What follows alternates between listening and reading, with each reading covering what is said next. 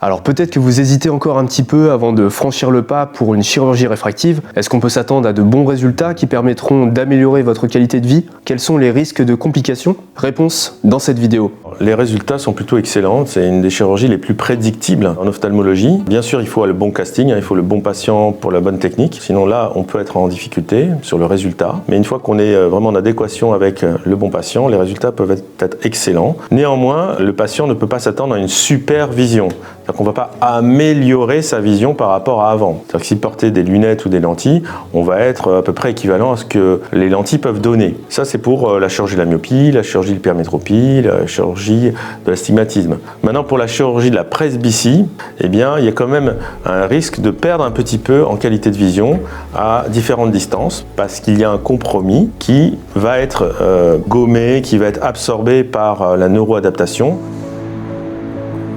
Est-ce qu'il y a des complications possibles à ces chirurgies? Alors bien sûr, toute chirurgie implique un risque. Si on prend le risque, nous chirurgiens, c'est qu'on estime que ce risque est assez anecdotique. Maintenant, le risque est amplifié si on ne respecte pas les règles de prescription, si le suivi n'est pas de bonne qualité. Donc il faut bien faire comprendre que c'est un travail d'équipe entre le médecin et le patient et qu'il y a un engagement et il y a des devoirs dans les deux sens. Il faut vraiment accepter de suivre les consignes, surtout les 15 premiers jours après l'intervention.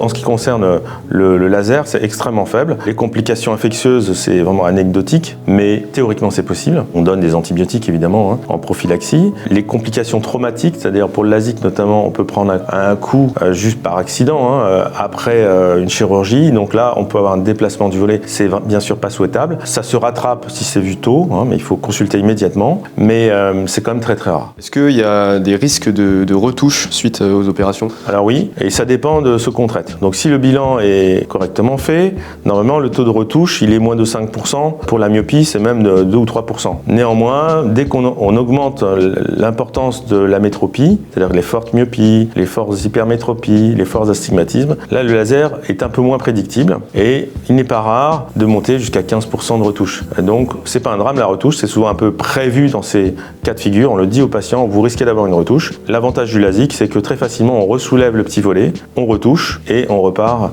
avec une correction optimisée. J'espère vraiment que vous avez apprécié ces vidéos sur la chirurgie réfractive et qu'elles auront répondu à la plupart de vos interrogations. Je vous donne rendez-vous dans la vidéo suivante. On s'intéressera à l'anatomie de l'œil et à ses différentes pathologies. Allez, je vous dis à très vite.